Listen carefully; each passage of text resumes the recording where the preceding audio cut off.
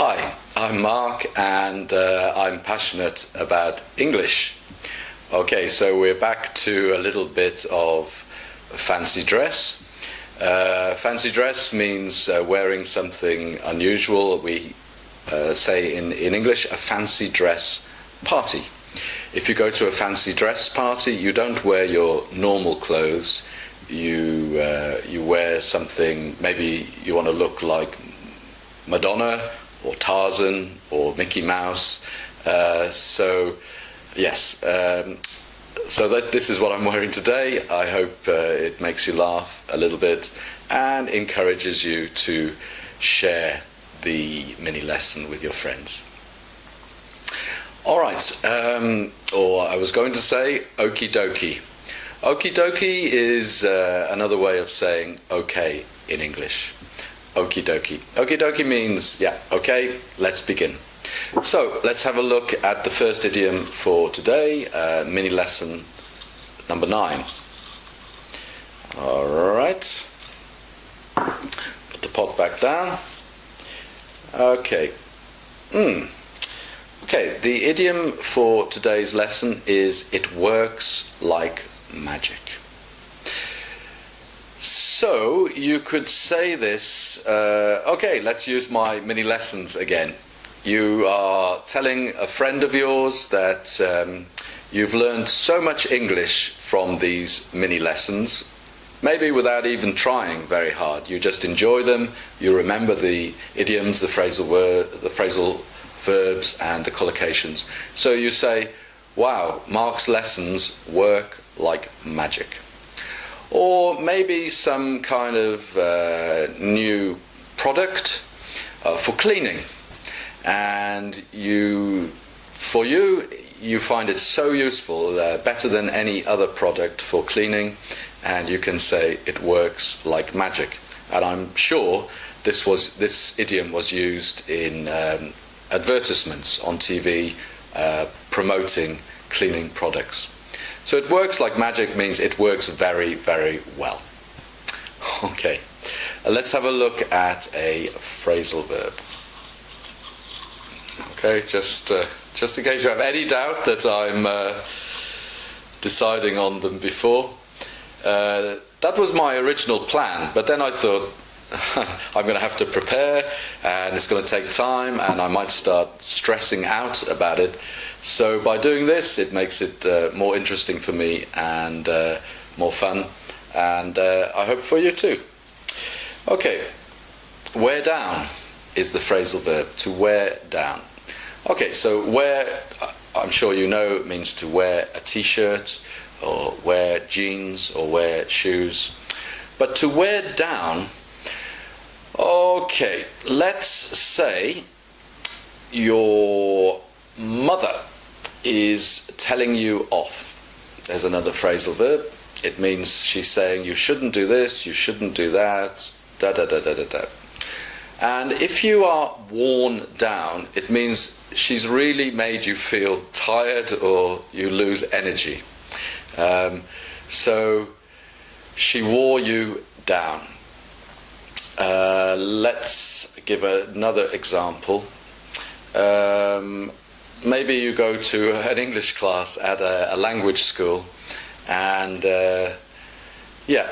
you practice and practice the same thing. How about the past perfect? And the teacher is saying, okay, practice this sentence again and again and again. Or he's explaining the past perfect again and again and again. And it really wears you down. Okay, and afterwards you say to your friend, oh, I'm so worn down. It means I'm so tired after all that repetitive stuff. Okay, check it out in the dictionary, just in case you don't understand fully. All right, collocation.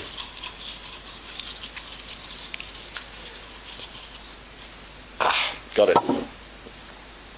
Okay, it's upside down. Okay, wander aimlessly.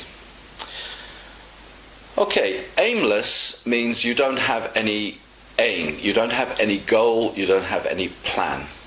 And to wander means to just go around, kind of walking somewhere. When you put them together, to wander aimlessly, well, it could be positive or it could be negative. Let's say last weekend I went to Barcelona and I really enjoyed wandering aimlessly around the city. So I didn't have any plan to go to this museum or the cathedral or to any special restaurant. I just walked around wherever I felt. And so that is to wander aimlessly. It could be because you're not in a very happy mood, you can't make a goal, you can't make a plan. So I just wandered aimlessly around the city. So this would mean, you probably weren't feeling so good, you didn't enjoy yourself, and you just walked around and saw different things. So, of course, in English also it depends on how you say things. So I had a fantastic time in Barcelona. I just wandered aimlessly around the city. Or you could say, well, I went to Barcelona last weekend. Well, it was okay, but I didn't do much. I just wandered aimlessly around the city. So you can see from the tone of my voice and the other parts of what I've said that one is positive, the first one, and the other is not so positive, it's negative. All right, jokes for today. Let's have a look and open the book.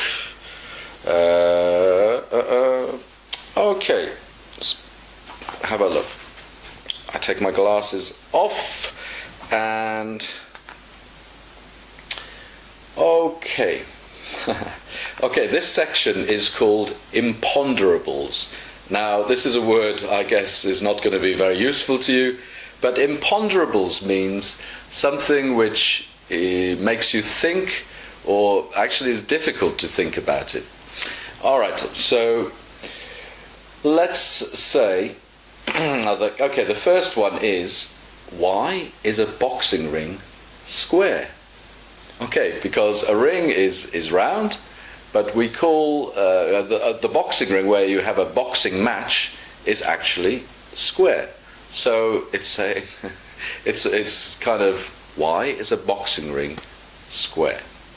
It should be round. All right, because it's called a ring. Okay, another one. Why is the third hand on the watch called a second hand? Okay, so on a watch, normally you have the hand to show the hour, the hand to show the minutes, but then often on a watch there's another hand which goes around, of course, 60 times a minute.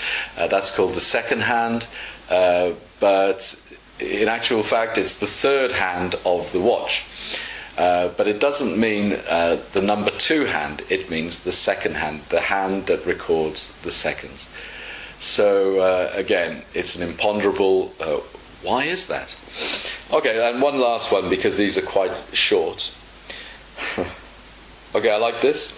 Why is there only one Monopolies Commission? Okay, a monopoly is, let's say, a company who supplies a product, but nobody else supplies that product. We can say they have the market wrapped up. There's no competition from other companies. Now, the Monopolies Commission is designed to look into monopolies, companies that have a monopoly. And sometimes they will even try and break the company up to make the competition fairer. And there are quite a lot of examples of this. I believe with Apple or with Bill Gates and so on, they were investigated by the Monopolies Commission because the company was becoming too strong. And if a company becomes very, very strong, then they can charge what price they like, and it doesn't seem fair for the consumer. But this imponderable is saying, well, it's a monopolies commission. Why is there only one of them? We should make the investigating body more of them. It's very good. Okay, so that's 3 quick, well, they're not jokes, they're, like I say, imponderables, but I wouldn't worry about learning that word, imponderable. Okay, so that's the end of today's mini lesson. I hope you enjoyed it. I hope you will share it with your friends and get more people interested in passionateaboutenglish.com. All right, next is a catchy bass riff for you. Thanks for watching and see you in the next lesson. Bye now. Okie dokie, let's get on with the bass riff for today's mini lesson. This is the beginning of the song, and of course it's played during the song as well. Okay, so here we go. Check I've got a nice bit of volume for you. And here we go, just 3 notes.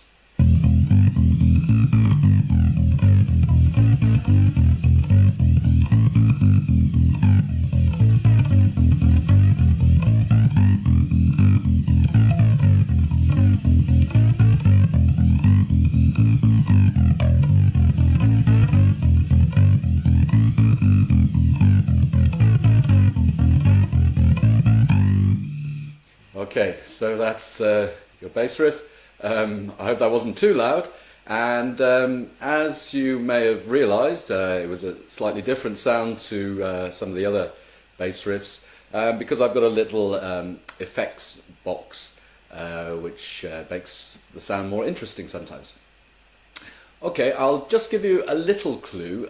This band is not as old as some of the bands that I've been playing the bass riffs from, and they're actually from the county of Devon in England. Again, a 3-piece band, and the guitarist is outstanding.